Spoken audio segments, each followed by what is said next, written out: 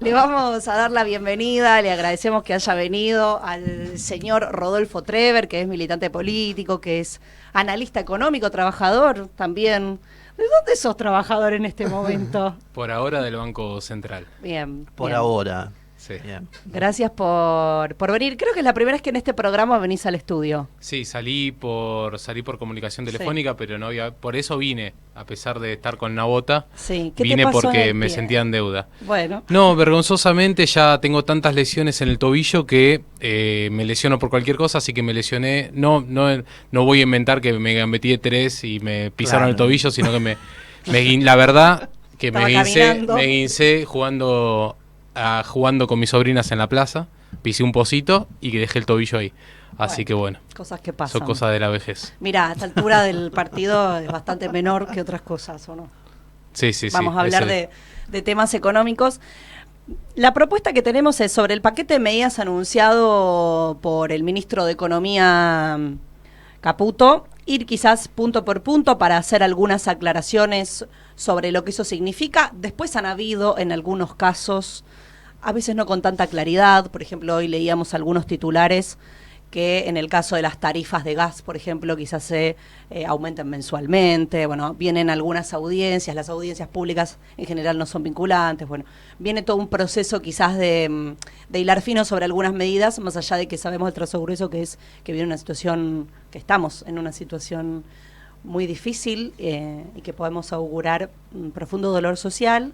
Pero sí poder comprender, y después otros elementos que han pasado después y que quizás no han tenido tanta prensa, pero no han tenido una conferencia como esas medidas en el medio.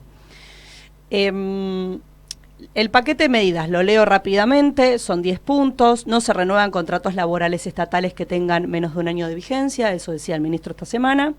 Se decreta la suspensión de la pauta del gobierno, la pauta pública para medios de comunicación del gobierno nacional por un año. Conforme la ley de ministerios, la reducción de 18 a 9, esto ya salió en el decreto de la ley de ministerios el domingo a la noche, es decir, cuando se conocían estas medidas, eso ya se sabía. Reducir al mínimo, ahí lo que dijo Caputo fue transferencias discrecionales del Estado Nacional a las provincias, y esto tiene que ver con la coparticipación. Sí me gustaría un apunte tuyo, Rodo, ahí, porque ahí hay una ley, hay una norma que regula la coparticipación. Sí, y me parece que va en complemento el acuerdo de no transferir más discrecionalmente fondos a las provincias con volver a debatir y por qué no instalar el impuesto a las ganancias. Claro. Porque el aumento de los impuestos coparticipables traería un equilibrio respecto de no dar más aportes discrecionales provincia por provincia.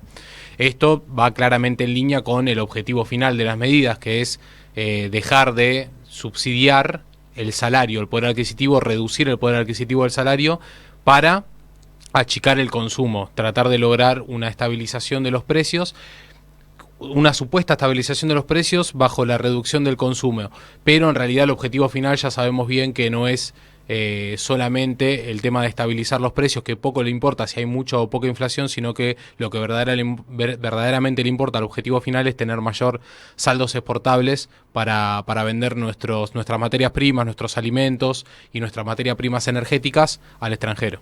En la trama política uno podría decir que también hay acá algún punto de, vamos a decirlo, negociación o de toma y daca de lo que signifique también algún planteo sobre las provincias, sobre lo que pasa en el Congreso. Pienso lo mismo con la obra pública. Sí, porque muchas veces la gobernabilidad de los gobernadores se siente afectada por el quehacer político nacional. Entonces los pueblos no saben diferenciar bien quién es el culpable.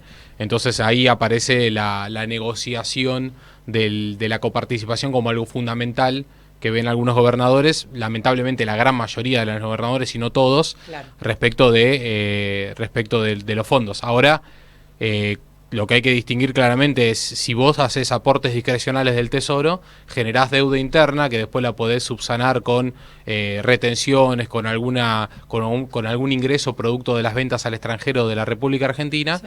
Y otra cosa es dejar de dar eso y darlo a partir de un impuesto que se le cobra al laburante, que se le cobra al trabajador.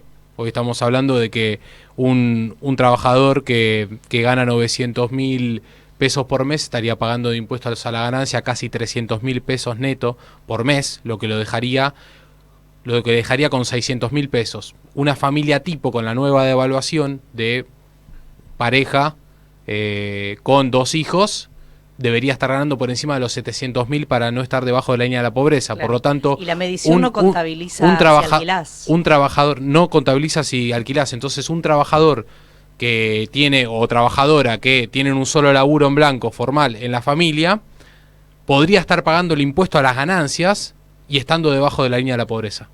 Insólito. Es tremendo. ¿De cuánto es el porcentaje del impuesto, perdón? 30%. Es un montón. Sigo con las medidas. Habíamos dicho, bueno, las transferencias sobre las provincias, coparticipación. La siguiente que anunció Caputo fue que no, esto que también decíamos, lo que dijo es, no se va a licitar más obra pública nueva y se va a cancelar las aprobadas cuyo desarrollo no haya sido iniciado, y dice esto que las va a realizar el sector privado, entre algunos argumentos que después me gustaría también tú mirás sobre los argumentos o los fundamentos que él planteaba respecto de cada una de las medidas. La reducción de los subsidios a la energía y el transporte, de hecho ahí en el argumento dijo, lo que te regalan en el precio del boleto, te lo sacan en el precio del supermercado. ¿Eso es así? No, claramente no es así, porque el subsidio forma parte del salario indirecto de los trabajadores y el aumento de precios está directamente relacionado con el tipo de cambio, con el precio que le ponen al dólar en el Banco Central, que el acopiador transnacional traslada precios porque tiene total dominio de ese comercio exterior y vende la mercadería que acopia, la vende al extranjero. Entonces, claro, si la vende en dólares al extranjero, traduce, cuando hay una devaluación del peso, traduce esa devaluación al precio interno. Entonces, si yo lo puedo vender afuera a $100 y me vale, $100 me valen 10.000 pesos, entonces la misma cantidad de producto acá la voy a vender al mismo precio en pesos. Entonces, lo que genera el margen inflacionario en la Argentina es la devaluación del tipo de cambio, y solo genera inflación la devaluación del tipo de cambio porque el comercio exterior está en manos de empresas transnacionales que acopian el 100% de la producción nacional. Si nosotros devaluáramos la moneda pero no tuviéramos el comercio exterior y el acopio del 100% de los bienes producidos en Argentina en manos de empresas extranjeras, tampoco se trasladaría a precio. Entonces, ahí me parece que cuando Perdón, empecemos... No entiendo, ¿cómo no se trasladaría a precio? Me suena un poco complejo para entender y para el otro lado entender también. Si la empresa, si vamos a poner un ejemplo concreto como sucedía en la Argentina hace 50 años, si vos acopiás desde una empresa, una empresa del Estado argentino o empresas nacionales que tengan que operar y negociar con el Estado para después exportar, los precios del mercado interno van a ser negociaciones de la propia Argentina, van a estar metidos dentro de, puede ser, si sos liberal, la ley de la oferta y la demanda dentro del mercado argentino, y si sos un proteccionista a ultranza, vas a fijar el precio de tales productos y vas a venderlo al mercado interno. Y el excedente de esa producción la vas a vender afuera, ¿sí? Eso sería dentro de la lógica de un Estado nacional independiente. Lo que sucede en la Argentina no es eso de la destrucción del IAPI en el 76. Lo que sucede es que todo el acopio de los bienes lo toman empresas extranjeras. Entonces, ahí sí, la devaluación del tipo de cambio hace que los precios, tanto afuera como adentro, en pesos valgan más. Como nosotros nos manejamos en pesos, cualquier devaluación del tipo de cambio, la empresa transnacional lo traslada, que es la que distribuye los bienes argentinos en la Argentina, lo traslada a precios. Si tuviéramos nosotros esa pared, esa protección del Estado en ese sector de la economía, las devaluaciones pueden suceder, nos saldría más caro ir al extranjero, por ejemplo, pero no nos saldría más caro comprarle el pan en la mesa de los argentinos, poner el plato de fideo en la mesa de los argentinos. Es Rodolfo Trever con quien estamos hablando, repasando un poquito las medidas, haciendo un desmenuce de alguna forma. Siguiente medida fue el planteo de Caputo de mantenerlos, potenciar trabajo de acuerdo a lo establecido en el presupuesto 2023, que de hecho fue el anuncio del 10%, 10.000. Recuérdeme, Leonardo Martín, usted estaba con esa información el día de ayer sobre los potenciar trabajo. Hay un bono que es de 10.000 pesos, claro, pero sobre un monto que anunciaron que se va a congelar en el 2024. Actualmente el potenciar trabajo es de 78.000 pesos, la mitad un salario mínimo vital y obligatorio, y el bono así generoso es de 10.000 pesos, y un kilo de carne compras y un chorizo, ¿no? Cuando tuvimos aumento de 100%. Sí, que ese aumento, ese bono en realidad estaba previsto. Claro. No es algo nuevo. Sí, sí, sí. Como también está previsto el ajuste por inflación de los potenciar trabajo durante 2024 en el Claro. presupuesto. Claro. Entonces va a haber, me parece a mí, ahí un seguimiento de la contención social por abajo, pero con un gran proceso, con una marca tendencia a, de alguna manera, llevar adelante un proceso de latinoamericanización de la Argentina, ¿no? Meterla dentro del mismo esquema de los resultados del modelo de saqueo que los Estados Unidos proponen para América, también en Argentina, donde en la mayoría de los países de nuestra América no hay un sector de ingreso medio como en la Argentina, que cada vez hay menos, pero buscan destruirlo completamente con estas medidas, ¿no? Sí. Quita de subsidios, que es salario indirecto, aumento de los servicios, que es salario indirecto, reducción del empleo estatal, que son todos de ingreso medio. Por lo tanto, liquidación de la obra pública, diciendo que la va a hacer el privado, cuando nunca en la historia de la humanidad, no hablo solamente de la Argentina, del mundo entero, nunca un privado encabezó un proyecto de obra pública en ninguna parte del mundo. Entonces, eso es destrucción del ingreso medio, porque los trabajadores de la construcción, Claro. ingenieros y mano de obra calificada son ingreso medio. Entonces hay una clara intención de destruir el ingreso medio de la Argentina para reducir al extremo el consumo y tener un país netamente que exporte todo lo que tiene de la Argentina al extranjero. Y aparte pues me estoy adelantando algunas medidas, pero aparte con una reprimarización brutal de la Eso, economía, quiero ir. más de lo que teníamos, porque habla de aumentar las exportaciones industriales, aumentar las retenciones, Claro. Las de las retenciones. las retenciones de las exportaciones industriales, Ahí pero voy. mantener y después en el corto plazo anular las retenciones a las exportaciones agropecuarias. Es totalmente al revés lo que hay que hacer. Ir ahí, Rodo, porque es la siguiente medida, la voy a leer como lo dijo Caputo y vamos a desandarla, que de hecho fue cuando iba hablando con estas personas, quizás uno de los puntos sobre el cual había más preguntas o más dudas. Lo que dijo el funcionario es sincerar el tipo de cambio oficial, va a pasar a valer 800 pesos el dólar. Además, el aumento provisorio del impuesto país para importar y el aumento de retenciones a exportaciones no agropecuarias, que es lo que estabas planteando. ¿Qué significa eso y qué implicancias tiene para el sector industrial? Que me parece que es ahí la clave. Bueno, el sector industrial que exporte valor agregado, principalmente la Argentina lo que más exporta con alto valor agregado son autopartes. Bien. Es el sector industrial que tiene mayor cantidad de ingresos, que genera mayor cantidad de ingresos por exportaciones y que contiene la mayor cantidad de laburantes que generan con valor agregado industrial.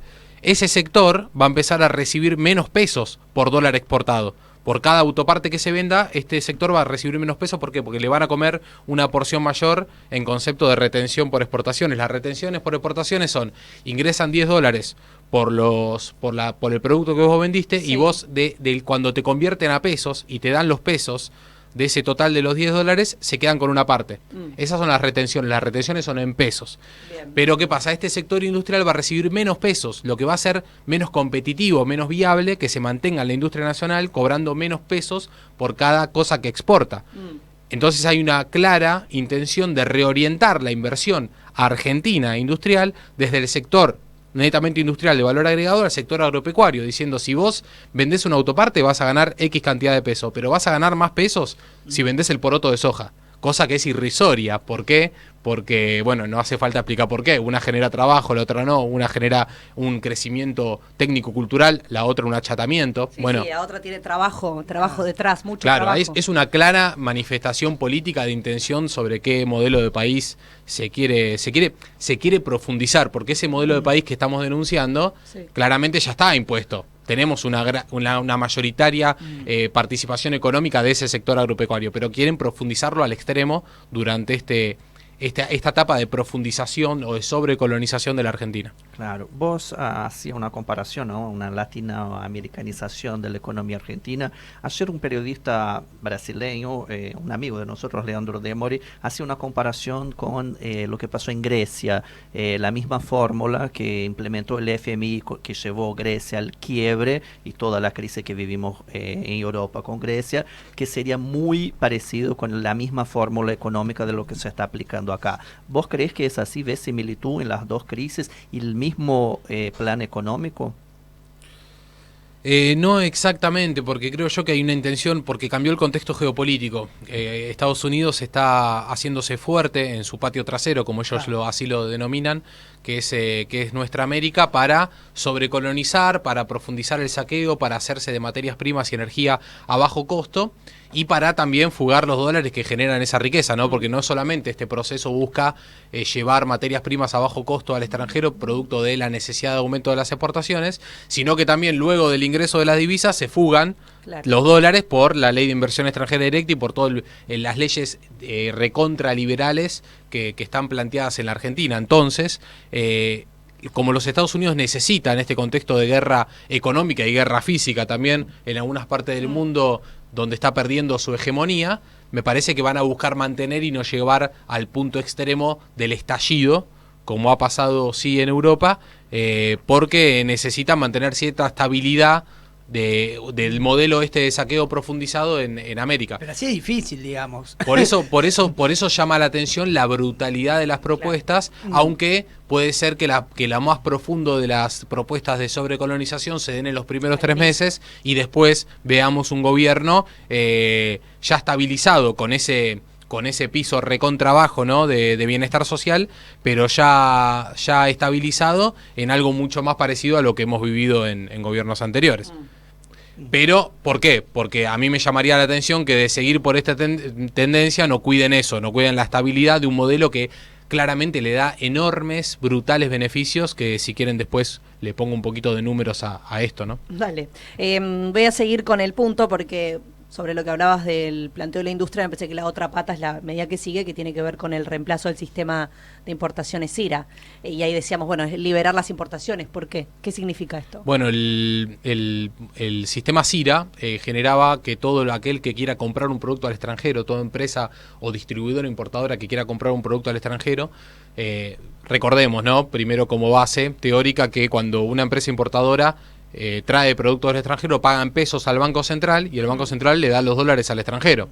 No es la empresa importadora la que paga en dólares, es el Banco Central el que paga en dólares. Entonces, es lógico que la empresa importadora pida autorización para ver si el Banco Central le habilita o no, si el Estado argentino dice sí, es necesario comprar esto, no es necesario, y entonces si es necesario te doy los dólares. Esa es la lógica, ¿no? Estamos bastante desprolijidad con ese. Una lógica mínima, como mínima. Como mínima que no ha funcionado bien y por eso no tenemos trabajo en la Argentina, porque siguieron entrando importaciones a rolete. Pero lo que propone mi ley es sacar ese sistema de autorizaciones y no reemplazarlo por ninguno.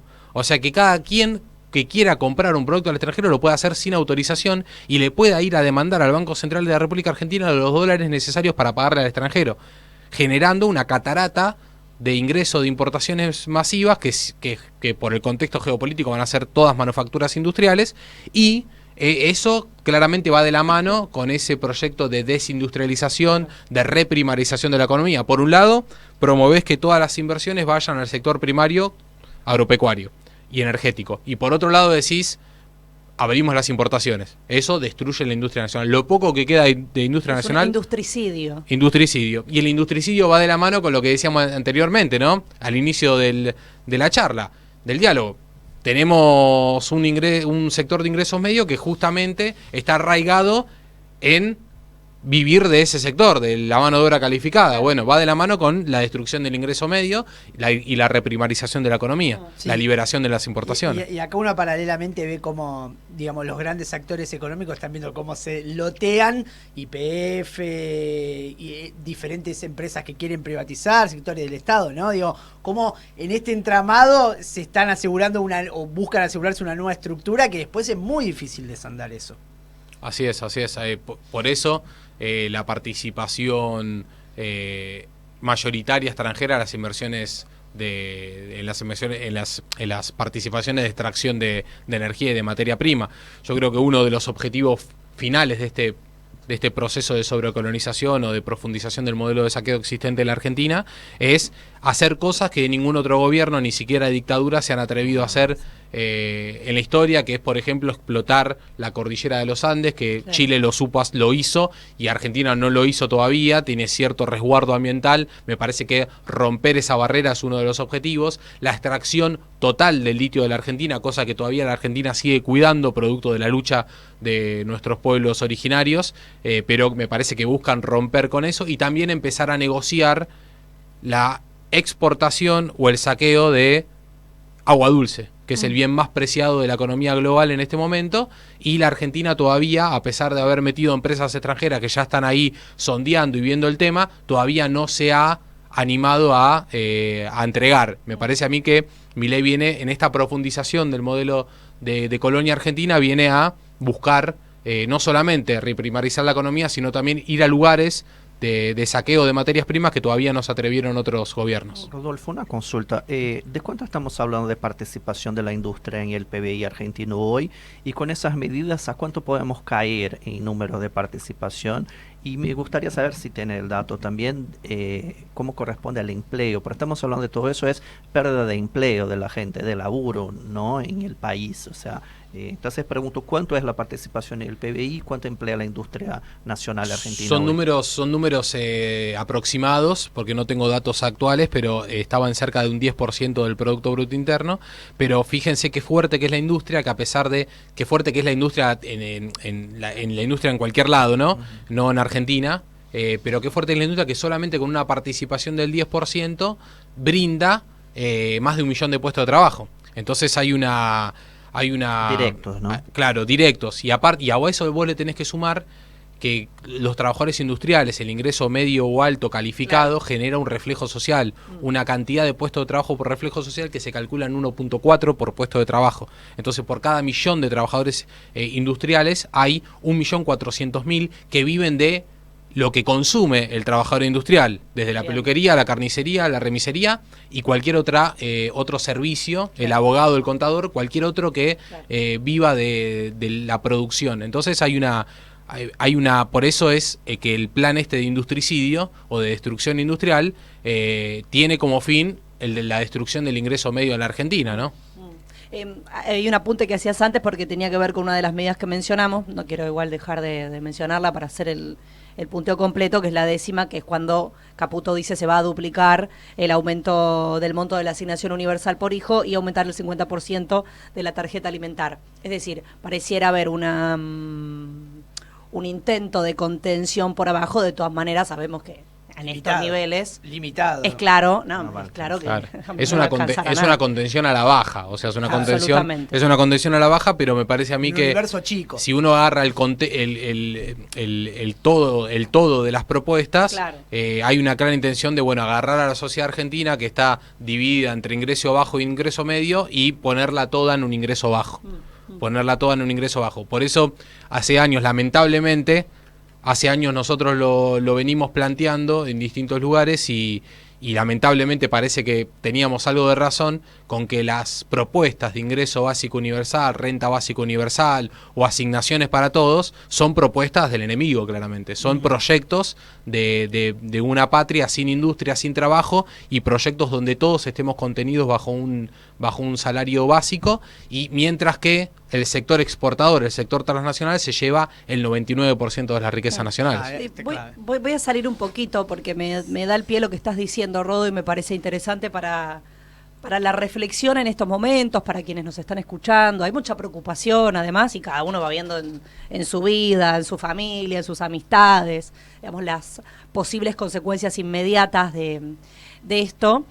Y es esto que decías en el debate sobre la creación de trabajo, ¿no? Porque mucho tiempo ese debate, recientemente, era pero no se puede crear más trabajo, no hay más trabajo, hay un sector que queda fuera y ya... O que el trabajo cambió. No es posible, el trabajo cambió, y me parece que hay que dar una discusión profunda también sobre eso para pensar la Argentina, no solo del camino que viene, sino la Argentina que efectivamente tenemos, que son todos los recursos, los bienes comunes que estabas mencionando y todo el potencial que existe, donde uno diría, yo no soy una experta, pero si sucede todo eso, en realidad se podría crear muchísimo trabajo genuino con otro proyecto político comandando el rumbo nacional.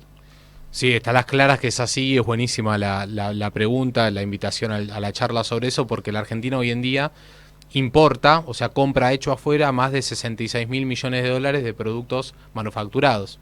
De esos 66.000 millones de dólares, que equivalen a 7 millones de puestos de trabajo, o sea, la Argentina compra 7 millones de desocupados por año, para ponerlo en términos claros, compra desocupación por 7 millones por año.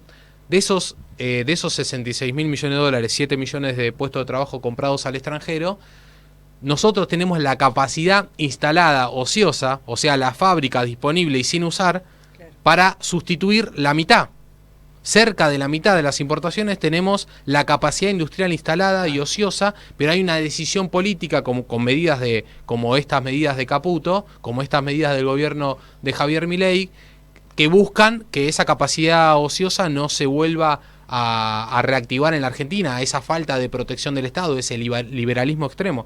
La Argentina, si se pusiera a sustituir importaciones con medidas simples de protección al comercio exterior, como por ejemplo pararse y decir esto que decíamos antes: este producto se puede hacer en Argentina, no se importa. Claro. Este producto se hace en la Argentina, pero todavía no hemos llegado a abastecer completamente el mercado interno. Entonces le vamos a cobrar un arancel de importación para financiar la industria nacional y que lleguemos a sustituirlo completamente. Medidas lógicas. Sí, la materia, de industrializar la materia prima. Claro, pero medidas lógicas que con que rápidamente, poniendo a activar esa capacidad ociosa, nosotros podríamos, en principio, generar 3 millones de puestos de trabajo de manera casi inmediata, solamente con reorientación de los aranceles de importación, reorientación del crédito y proteccionismo en el comercio exterior.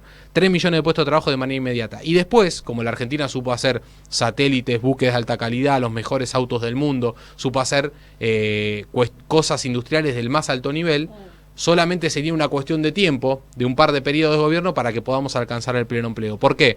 Porque nosotros hoy tenemos menos de 7 millones de desocupados, tenemos menos desocupados que compra de desocupados al extranjero. Mirá, si nosotros ese es el verdadero déficit. Claro, ese es el déficit de la Argentina, es porque las balanzas comerciales no se tienen que medir en dólares, se tienen que medir en trabajo humano. La Argentina exporta 100.000 millones de dólares. ¿Cuánto trabajo? Casi nada, no llega al millón. ¿Y cuánto importamos? 7 millones de puestos de trabajo. Tenemos un déficit económico, porque eso es la economía, de 7 millones de puestos de trabajo negativo. Entonces ahí está la posibilidad concreta de alcanzar el pleno empleo en el país. Falta un gobierno claramente de orientación nacional, popular y revolucionaria. ¿Por qué? Porque es revolucionario, porque corta con el sistema global capitalista de negociación liberal. Entonces tenés que romper eso para empezar un proceso de industrialización. Hoy cualquier proceso de industrialización en América, lo que Estados Unidos denomina su patio trasero, es un proceso revolucionario porque porque eso es una herramienta vital y principal, un pilar para un proyecto de liberación. Y con los socios locales. Claro, eso iba a preguntar, ¿no? El primer gobierno Lula, primero y segundo, cuando instituye una política de reindustrialización del país. Que bien es español. Lo llama de las campeonas brasileñas o las grandes. Sufrimos un golpe tremendo, ¿no? Aparte del golpe de Dilma, la empresa aérea es privatizada, ¿no? Embraer se pasa a las manos de Boeing. Las grandes, por lo menos en Brasil, Úrsula, la que más se emplea es la obra, la industria, ¿no? Las grandes empresas de construcción civil. Bueno, sabemos lo que pasó con Odebrecht, con todo lo demás, un ataque directo al empleo. Eso costó Brasil, ¿no? El número de lo que tenemos. Te pregunto, ¿cuáles son los enemigos internos que nosotros tenemos hoy de los grupos? ¿A quién interesa una Argentina con los trabajadores a costo cero? En realidad, en la Argentina tenemos un esquema de poder bastante singular que pasa también en otros países, pero que no es similar al de Brasil. En la Argentina, a principios del siglo XX, teníamos una fuerte oligarquía nacional, un sector oligárquico que tenía decisión en el poder político y por lo tanto estaba orientado a luchar por un modelo de Argentina agroexportadora, porque ellos se quedaban con la divisa. Pero la Argentina, desde 1976 y especialmente después de la década del 90, donde se profundizó el mismo esquema que impuso la dictadura, nosotros ya no contamos más con oligarquía nacional. No existe la oligarquía en la Argentina. Es un tema del pasado. Lo que existe es una oligarquía, pero transnacional. Los sectores de poder político en la Argentina, que manejan los hilos de la política argentina, son extranjeros, son empresas extranjeras. Los que quedaron acá, que algunos dicen que tienen cierto poder, no son más que empleados de la verdadera oligarquía que es transnacional. Entonces, esa mutación, esa transformación, esa extranjerización oligárquica en la Argentina hace que vos, si le das una posibilidad de negocio rentable a los actores locales, rápidamente podés tener un empresario privado nacional fuerte. Pero más importante que darle una posibilidad de eso es es desarrollar un modelo de negocio que tenga al pueblo trabajador como actor principal, que tenga al pueblo. Entonces, los sectores estratégicos vos no se lo podés dar a que lo desarrolle el empresario privado, no podés darle incentivo para que lo desarrolle, porque al empresario privado, cuando viene otro de afuera y le ofrece un mejor de negocio, se convierte en enemigo tuyo de un día para el otro. No hay una cuestión ideológica de convicciones políticas o de interés patriótico nacional popular, hay una cuestión de renta, de guita. ¿Y cómo sería eso? Entonces vos, para dar vuelta a eso, tenés que claramente primero montar empresas estratégicas del Estado, como lo supo tener Argentina. Teníamos SOMISA, empresa industria del acero totalmente nacional, IAME, industrias aeronáuticas y mecánicas del Estado, industria automotriz y aeronáutica regulada por el Estado a través de una empresa, metiendo los pies y las manos en el sector productivo, y cada uno de los sectores estratégicos nosotros teníamos una empresa nacional que regulaba desde adentro al mercado. Bueno, primero hay que hacer eso, y segundo, tenemos que darle participación a los trabajadores que ocupen cargos en los directorios, que sean los dueños y los reguladores de esas empresas, para que cuando haya un cambio de gobierno no sea tan fácil arrebatar, que con un soplido neoliberal no se destruya todo lo construido por un proyecto de industrialización. Me parece que ahí están las claves, pero sobre el empresario privado, pero más importante aún es el hecho de volver a la participación popular como una herramienta de continuidad política de políticas nacionales, ¿no? Que es algo que en la Argentina lamentablemente hace muchísimo tiempo que no hemos vivido. Nosotros lo contamos y parece que estoy desempolvando un libro de teoría, porque lamentablemente en la Argentina hace 50 años que no sucede eso. Estamos hablando con Rodolfo Treber, él es trabajador del Banco Central, es militante político, es economista, lo consultamos seguido, a veces en charlas más cortitas, y esto da un poco, quizás más el tiempo a pensar, y a pensar en política también. Aquí escribe Lucas Molinari y dice: industricidio, pero las corporaciones que son transnacionales, gracias al desguace del Estado, como Techint, van a seguir creciendo, como en la dictadura. Me parece que es un ejemplo de lo que estabas planteando recién, justamente. Claro. Sí. Tengamos en cuenta que Techint, más allá de que tiene un CEO, un abrazo a Lucas, que tiene un CEO que es nacido en Argentina, es una empresa que tiene el 80% de sus capitales en el extranjero, por lo tanto es una empresa transnacional, porque Paolo Roca, más allá de que ha vivido mucho tiempo en la Argentina, no se lo puede considerar un empresario nacional. Claro. Digo, y beneficiado con la compra de SOMISA, con la privatización a principios de los 90, y ahora me parece que va por YPF. Es un ejemplo, claro, es un ejemplo claro de cómo. Y aparte ahí me parece que los invito, si quieren ahora o cuando ustedes digan, a meternos en ese tema, en refutar las bases ideológicas o teóricas del discurso de Milei Caputo. A ver, dale, porque por un lado nos plantean que el Estado es el problema. Sí. Y sin embargo, nosotros, midiendo ahí, como me invitó el compañero a medirlo por porcentaje del PBI, para el año 1976 el Estado argentino ocupaba el Estado argentino, ocupando los sectores estratégicos de la producción, ocupaba casi el 40% del Producto Bruto Interno. Casi el 40% del Producto Bruto Interno, manejando los hilos de los sectores estratégicos de la economía, comercio exterior, Banco Central, administrando el ahorro nacional, no como después del 76, que solamente fue un mero actor secundario de la economía. Hasta el 76 manejaba el ahorro de los argentinos. IAME, SOMISA, Astillero Río Santiago produciendo, no como ahora, y cada uno de los sectores estratégicos, hasta Entel, ¿no? Ahora parece recontra lejano plantear esto, pero hasta las telecomunicaciones estaban reguladas por el Estado. Cuando hablo de regulación estatal, hablo del Estado con los pies adentro de la producción, no esa regulación boba de poner entes reguladores que no sirven para nada, ¿no? No esa regulación frágil y boba de poner precios cuidados en vez de mercados centrales, ¿no? Estamos hablando de regulación en serio y no discurso de regulación cuando con los pies se va para el lado del liberalismo. Entonces la Argentina en ese momento tenía 80% de la población económicamente activa trabajando en blanco, trabajo formal. Teníamos un déficit de puestos de trabajo del 2,6% desocupados. En la Argentina, a medida que fue desapareciendo el Estado de los sectores estratégicos y fue anulándose al Estado sobre la participación en el PBI, que el Estado fue perdiendo peso, que fue paulatinamente. Con Alfonsín perdió peso, con Menem perdió muchísimo peso, con Néstor y Cristina recuperó un poquitito de peso por la mitad de YPF, pero no se metió en ningún otro más. Porque el peso, el gasto estatal que se aumentó con Néstor y Cristina fue mayoritariamente en oficinas que no producían. Claro. Entonces, lo que nosotros estamos hablando es el Estado en la producción. El Estado en la producción con Macri volvió a caer y con Milei quiere totalmente hacerlo desaparecer. Quiere decir que el Estado en la producción desde el 76 a la fecha fue cayendo en su participación. El Estado fue desapareciendo, lo fueron quebrando, lo fueron debilitando y ahora solamente en la producción es la mitad de YPF. Es un pedacito. Te diría, pero el mundo no es el mismo, la Argentina está inserta en un mundo con otras complejidades. Pienso justamente en un elemento que trajiste, que fue el de tecnologías de la información y la comunicación, un mundo, claro, digamos, que tiene otros elementos y que ha transformado, seguramente producto de muchas cosas y fundamentalmente, probablemente a partir de lo que estás diciendo, pero que está conformado de manera distinta. Entonces, ante esa pregunta, ¿sería posible pensar de todas maneras y con otro entramado, una sociedad de pleno empleo? Así es, porque los países desarrollados y principalmente los que le están dando una pulseada a los Estados Unidos en la lucha contrahegemónica o en esta nueva multipolaridad que existe en la geopolítica global, tenemos que esos países que se han desarrollado mucho, tanto Vietnam, Rusia, China, Corea del Norte y los países y muchos países de Medio Oriente, tienen sus empresas estratégicas, las que más producen, en manos del Estado. Es más, COFCO, la segunda segunda empresa más grande que es acopiadora de nuestro comercio exterior, es del Estado chino. Claro, claro. Es del Estado chino. Claro. Y las empresas automotrices, las más grandes, Volkswagen, Renault, Peugeot, tienen participación estatal mayoritaria en su componente accionario.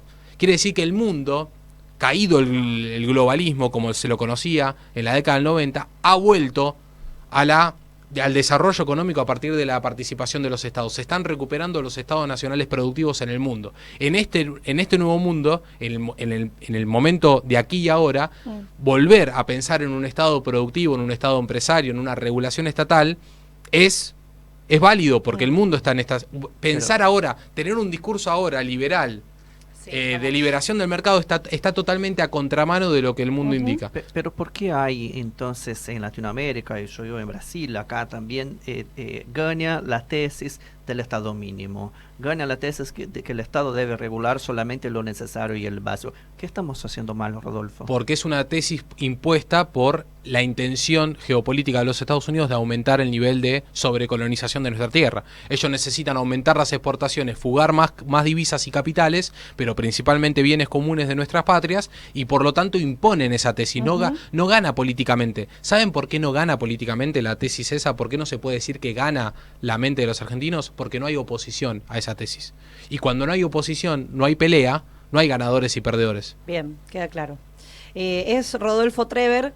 Lo último que quería preguntarte para tener la explicación, se habló esta semana en varios lados de estatización de deuda, lo conversábamos antes de esta nota, quizás no ese es el nombre, hablábamos de financiamiento de la deuda privada. ¿Qué es lo que pasó esta semana? Esto fue posterior a las medidas de Caputo, es obviamente otra medida, pero para comprenderla bien.